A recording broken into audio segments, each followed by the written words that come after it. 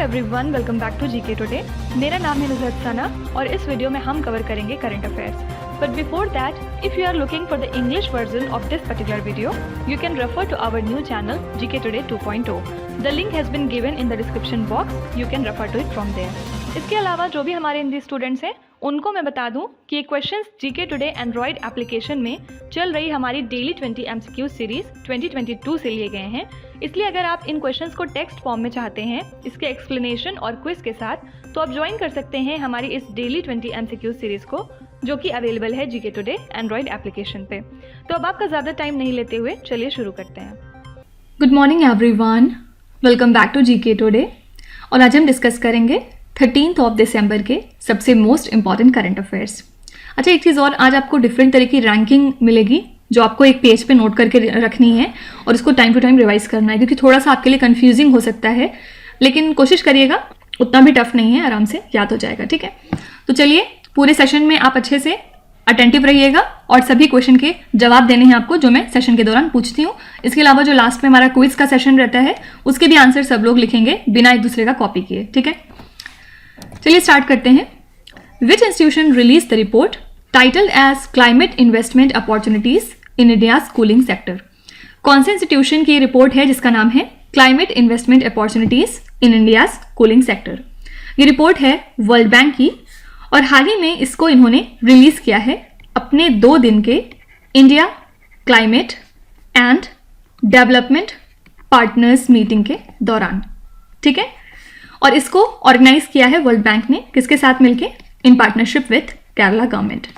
तो इस रिपोर्ट के मुताबिक जो इंडिया है उसमें हाई टेम्परेचर्स देखने को मिल सकते हैं। इसके अलावा इस बार वो ज़्यादा दिन तक रुके होंगे, मतलब इस बार गर्मी ज़्यादा रहेगी। ठीक है, और याद रखिएगा India one of the first places in the world हो सकती है जिसको हीट वेव्स भी हिट कर सकते हैं। ठीक है, तो अंदर क्या है ये आपसे कभी भी नहीं पूछा जाएगा। मैंने आपको बहुत बार बताया है कि जो भी रिपोर्ट्स हैं उनके बारे में बस एक चीज़ ध्यान में रखा करिए कि कौन सी इंस्टीट्यूशन या फिर ऑर्गेनाइजेशन उसको रिलीज कर रही है। ठीक है, क्योंकि हम जानते हैं कि वर्ल्ड बैंक एक इंपॉर्टेंट इंस्टीट्यूशन है, तो इसकी जो भी रिपोर्ट्स आएंगी वो हमें थोड़ा सा ध्यान में रखनी पड़ेंगी। ओके, अब अगर आपके माइंड में ये डाउट है कि रिपोर्ट्स आप कैसे याद रखें, तो डिफरेंट तरह के आप सेक्शन एक पेज में बना सकते हैं, जैसे कि वर्ल्ड बैंक, ऑक्सफैम इंटरनेशनल, फिर इंटरनेशनल लेबर ऑर्गेनाइजेशन, इसके अलावा नीति आयोग। ये सब कुछ ऐसे ही इंपॉर्टेंट इंस्टीट्यूशन हैं जिनकी रिपोर्ट्स आपके एग्जाम में बहुत ज़्यादा पूछी जाती हैं। ठीक है, तो आप ऐसे वर्ल्ड बैंक लिख के 2-3 पॉइंट्स में इनकी जो भी रिपोर्ट हाल फिलहाल रिलीज हो रही है आप उनका टाइटल थोड़ा सा लिखते जाइए और रिलेट करके याद करते जाइए। इसी तरह ऑक्सफैम में आप पिछले 5-6 महीने में देख लीजिए ऑक्सफैम ने कितनी रिपोर्ट रिलीज की है, मुश्किल से 3-4 होंगी, उनके नाम यहाँ पे लिख लीजिए, तो इस तरह आपके माइंड में रिटेन हो पाएगा। ठीक है, करंट अफेयर्स याद करने का सबसे बेस्ट तरीका होता है कि आपको पॉइंट में वो चीज़ें लिख के और फिर दिमाग में वैसी चिपकानी होती हैं। ठीक है, ऐसे नहीं होता है कि बस आप पढ़ते चले जाएं और सब जो पीछे का पढ़ रहे हैं वो भी रहे, फिर जो आप आगे का पढ़ रहे हैं वो भी रहे। सबसे ज़्यादा जो इंपॉर्टेंट फैक्टर है करंट अफेयर्स याद करने का वो है रिवीजन, और यही रीज़न है कि हम लोग लास्ट में रोज़ 3 स्लाइड्स करते हैं एटलीस्ट, ताकि एटलीस्ट 30 क्वेश्चन हम डेली बेसिस पे रिवाइज कर सकें। ठीक है, जो आप पढ़ रहे हैं वो तो इंपॉर्टेंट है ही, लेकिन अगर आप पीछे का रिवाइज नहीं कर रहे हैं तो डेफिनेटली उसको पढ़ने का फिर कोई फायदा नहीं होगा। तो वापस आते हैं अपनी स्लाइड पे। देखिए, एक और रिपोर्ट है जो आपको ध्यान में रखनी है। हाल ही में वर्ल्ड हेल्थ ऑर्गेनाइजेशन ने एक नई रिपोर्ट जारी की थी और इस रिपोर्ट का नाम था प्रिवेंटिंग इंजरीज एंड वायलेंस। ठीक है, तो इस रिपोर्ट में इन्होंने ये बताया कि जो इंजरीज हैं उनकी वजह से 12,000 डेथ्स हर दिन हो रही हैं पूरी दुनिया में। ठीक है, तो इसमें इन्होंने ये भी बताया कि कितना ज़्यादा हर कंट्री के लिए ज़रूरी है कि वो अपने एफर्ट्स को इंक्रीज करें रिगार्डिंग जो भी इंजरी होती हैं, लाइक रोड ट्रैफिक इंजरी, फिर सुसाइड एटसेट्रा। ठीक है, और ऐसा माना गया कि जो रोड ट्रैफिक इंजरीज हैं, होमिसाइड है और सुसाइड है, ये टॉप 5 कॉजेज में से आती हैं डेथ की उन लोगों के जो कि 5 to 29 ईयर्स के बीच में रहते हैं। ठीक है, तो सिंपली अगर आपसे पूछेंगे कि कौन सी इंस्टीट्यूशन है जिसने प्रिवेंटिंग इंजरीज एंड वायलेंस नाम की एक रिपोर्ट हाल ही में रिलीज की है, याद रखिएगा ये है world health organisation. Next question है, Tungareshwar wildlife sanctuary which was seen in the news recently is located in which state? आपसे पूछ रहे हैं कि तुंगरेश्वर वाइल्ड लाइफ सेंचुरी कौन से स्टेट में लाई करता है। देखिए, जब भी कभी नेशनल पार्क या फिर कोई बर्ड सेंचुरी या फिर कोई टेम्पल न्यूज़ में आता है तो चांसेस ये बढ़ जाते हैं कि वो आपसे स्टैटिक जीके के फॉर्म में फिर पूछा जा सकता है। ठीक है, तो अब क्योंकि तुंगरेश्वर वाइल्ड लाइफ सेंचुरी न्यूज़ में थी, इस वजह से आपको ये वाली सेंचुरी अब याद रखनी पड़ेगी कि कौन से स्टेट में ये लाई करती है। और सबसे पहले बात करते हैं कि ये सेंचुरी किस वजह से न्यूज़ में थी। क्योंकि हाल ही में सुप्रीम कोर्ट ने महाराष्ट्र के तुंगरेश्वर वाइल्ड लाइफ सेंचुरी को एग्जेम्प्ट कर दिया है अपने पहले के ऑर्डर से, जिसमें सुप्रीम कोर्ट ने ये मैंडेट किया था कि 1 किलोमीटर का इको सेंसिटिव जोन डेवलप किया जाएगा around all protected areas in India. ठीक है, लेकिन इन्होंने फिर ये भी कहा था कि जो प्रैक्टिकल डिफिकल्टीज हैं और ग्राउंड रियलिटीज हैं उनको भी आप कंसीडर करते हुए चलेंगे before creating these eco sensitive zones. ठीक है, तो याद रखिएगा सिंपली कि ये सेंचुरी कहाँ पे है, महाराष्ट्र में। ये एक्चुअली मुंबई के सब अर्बन्स में लाई करती है। ठीक है, अब कुछ इंपॉर्टेंट एक बार वाइल्ड लाइफ सेंचुरीज हम रिवाइज कर लेते हैं यहाँ पे। सबसे पहली है भरतपुर बर्ड सेंचुरी, ये है राजस्थान स्टेट में। उसके बाद सेकंड है चिल्का लेक बर्ड सेंचुरी, ये है उड़ीसा स्टेट में। फिर इसके बाद है चिन्नार वाइल्ड लाइफ सेंचुरी, ये लाई करती है केरला स्टेट में। इसके बाद गिर, सभी जानते हैं गिर national park and wild life sanctuary, गिर कहाँ है, गुजरात में। इसके बाद है next Govind wild life sanctuary, ये लाई करती है उत्तराखंड में। और फिर एक और है मुदुमलाई कहाँ पे है, तमिलनाडु में। और एक लास्ट बच रहा है Periyar wild life sanctuary, Periyar कहाँ पे है, केरला स्टेट में। ठीक है, तो ये कुछ इंपॉर्टेंट वाइल्ड लाइफ सेंचुरीज हो गई जो आपको ध्यान में रखनी है। नेक्स्ट क्वेश्चन है what is the rank of India in the Arton capital passport index 2022। ये 3 स्टार का क्वेश्चन है। आज जितने भी हम लोग रैंकिंग वाले क्वेश्चन करेंगे वो सारे के सारे बहुत इंपॉर्टेंट हैं, तो आप ध्यान से इन क्वेश्चंस को पढ़िएगा। एक्चुअली जो पासपोर्ट इंडेक्स 2022 है इसको पब्लिश करती है एर्थन कैपिटल, और ये रैंकिंग होती है दुनिया के सबसे ज़्यादा मजबूत और सबसे ज़्यादा वीक पासपोर्ट्स की। ठीक है, तो इंडिया की रैंक थी इसमें 87, और कौन सी कंट्री टॉप पे थी, यूएई फर्स्ट थी। इसके बाद इसको फॉलो किया जर्मनी ने, फिर थर्ड था स्वीडन, फिर इसके बाद था फिनलैंड, इसके अलावा लग्जमबर्ग, स्पेन, फ्रांस, ये सब भी आगे थी। बस आपको टॉप वाली ही सिर्फ ध्यान में रखनी है। ठीक है, और इसके अलावा एक बॉटम मोस्ट याद रखिएगा, अफगानिस्तान जो है वो बॉटम मोस्ट पोजीशन पे था। ठीक है, और अगर हमारी नेबरिंग कंट्री पाकिस्तान की बात करें तो पाकिस्तान की रैंक थी 94। तो इस क्वेश्चन से सिर्फ आपको 2 चीज़ याद रखनी है, इंडिया की रैंक कितनी थी 87, और कौन सी कंट्री टॉप पे थी, ये है यूएई। इसके अलावा आपको कमेंट्स में बताना है कि हेनले पासपोर्ट इंडेक्स 2022 का जो रिलीज हुआ था इसमें इंडिया की रैंक क्या थी, और साथ ही आपको ये भी मेंशन करना है कि कौन सी कंट्री टॉप पे थी। सब लोग अपने जवाब जल्दी से कमेंट्स में मेंशन करेंगे।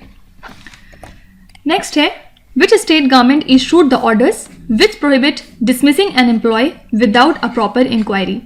कौन सी स्टेट गवर्नमेंट है जिसने हाल ही में ऑर्डर्स जारी किए हैं जिसके अकॉर्डिंग किसी भी आप एम्प्लॉय को अब डिसमिस नहीं कर सकते हैं विदाउट अ प्रॉपर इंक्वायरी।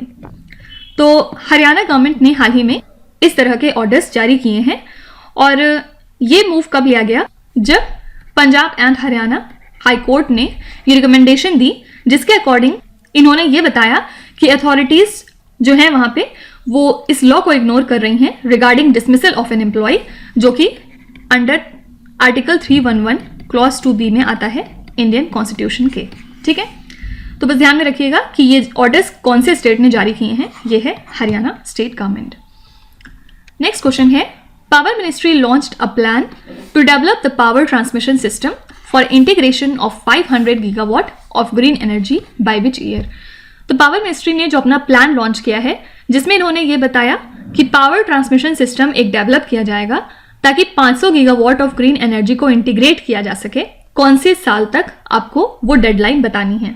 तो सेंटर ने ये प्लान लॉन्च किया है और हम जो है इसको अचीव कर लेंगे बाय 2030।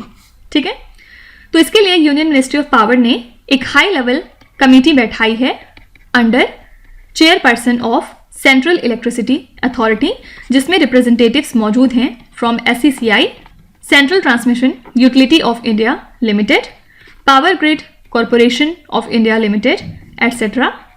किस लिए?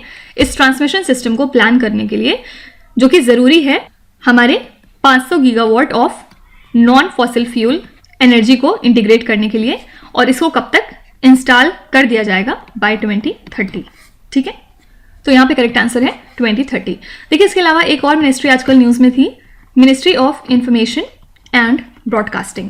किस वजह से? क्योंकि हाल ही में इन्होंने पद्मा को अप्रूव कर दिया है as a self regulatory body. किस लिए? For publishers of news and current affairs across India. ठीक है, तो इस ऑर्गेनाइजेशन में जिसमें कि 47 डिजिटल न्यूज़ पब्लिशर्स होंगे ऑन बोर्ड, ये जो है ग्रीवेंसेस को लुक इनटू करेंगे जो कि रिलेटेड होंगे डिजिटल मीडिया न्यूज़ कंटेंट से अपने प्लेटफॉर्म पे। और इसके अलावा याद रखिएगा कि ministry of information and broadcasting ने 9 तरह की सेल्फ रेगुलेटरी बॉडीज अब तक अप्रूव कर दी हैं सिंस मई 2021। ठीक है, तो 2 बातें इंपॉर्टेंट हैं इस क्वेश्चन से। पद्मा का फुल फॉर्म क्या होता है? Print and digital media association. और याद रखिएगा ये एक सेल्फ रेगुलेटरी बॉडी है और कौन सी मिनिस्ट्री के अंदर काम करती है? Under ministry of information and broadcasting. ठीक है, नेक्स्ट क्वेश्चन है, who has been appointed as the chair of B20 India to lead the business agenda during India's G20 presidency. हाल ही में B20 इंडिया के चेयर कौन बन गए हैं जो कि लीड करेंगे इंडिया की G20 प्रेसिडेंसी के दौरान जो भी बिजनेस एजेंडा होंगे उनको? तो याद रखिएगा चेयरपर्सन ऑफ टाटा ग्रुप हैं N चंद्रशेखरन, और अब इनको अपॉइंट किया गया है कि ये B20 इंडिया को चेयर करेंगे ताकि जो भी इंडिया की G20 प्रेसिडेंसी के दौरान बिजनेस एजेंडाज होते हैं उनको ये लीड करेंगे। ठीक है, और याद रखिएगा कॉन्फेडरेशन ऑफ इंडियन इंडस्ट्री को अपॉइंट किया गया है as B20 India secretariat by the centre ताकि ये लीड करें B20 इंडिया प्रोसेस को। ठीक है, तो 2 बातें इंपॉर्टेंट हैं। एन चंद्रशेखरन जो कि चेयरपर्सन है टाटा ग्रुप के, इनको अपॉइंट किया गया है as the chair of B20 India, और कॉन्फेडरेशन ऑफ इंडियन इंडस्ट्री को अपॉइंट किया गया है एज B20 इंडिया सेक्रेटरीट। ठीक है, नेक्स्ट है Arun Kumar Singh, former chairman of BPCL, has been appointed as chairman and MD of which organisation.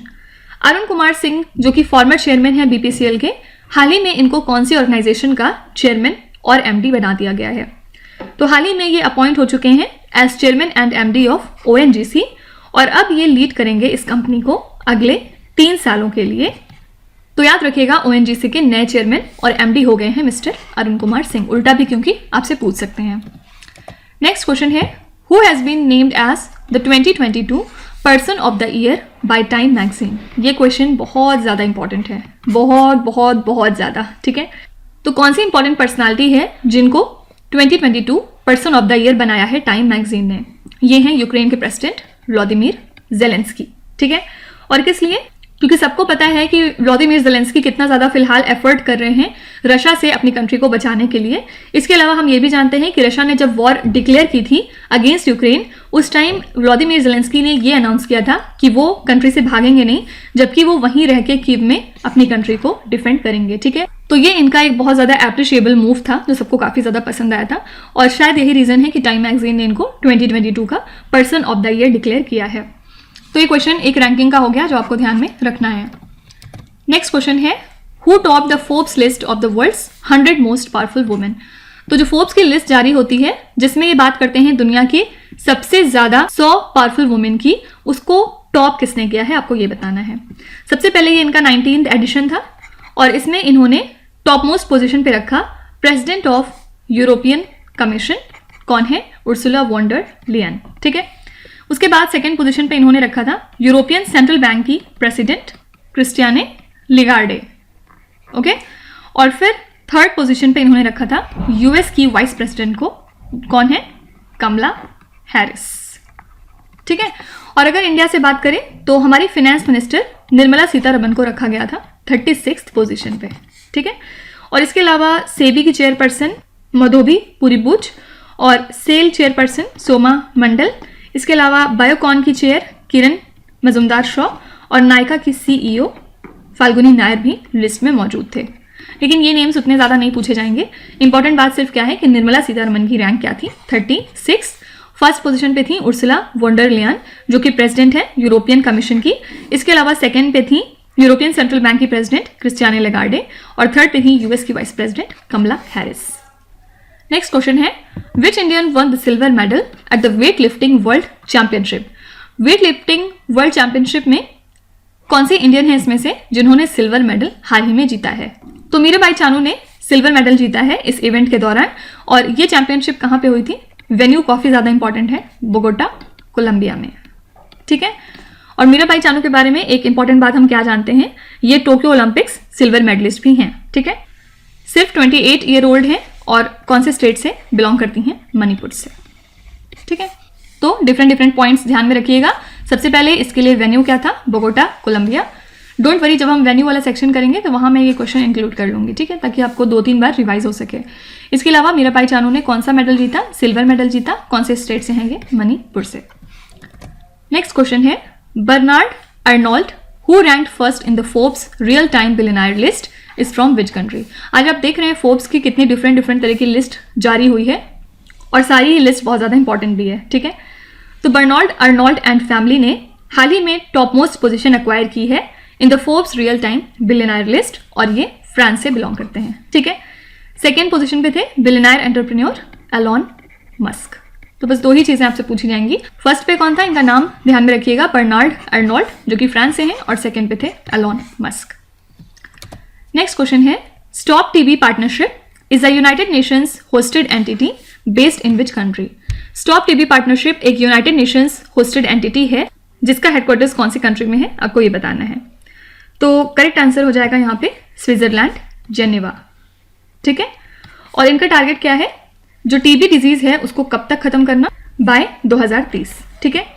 और as per the TB research funding trends 2005 to 2021 पहली बार ऐसा हिस्ट्री में हुआ है कि जो फंडिंग है for TB research and development उसने $1 बिलियन हिट कर लिया है वर्ल्ड वाइड इन 2021। ठीक है। तो यहाँ पे करेक्ट आंसर हो जाएगा स्विट्जरलैंड, जेनेवा। तो ये हो गए आज के सबसे मोस्ट इंपॉर्टेंट करंट अफेयर्स हमारे। और अब हम चलते हैं हमारे रिवीजन सेशन की तरफ। कौन सी 3 कैटेगरीज आज हम कवर करने वाले हैं?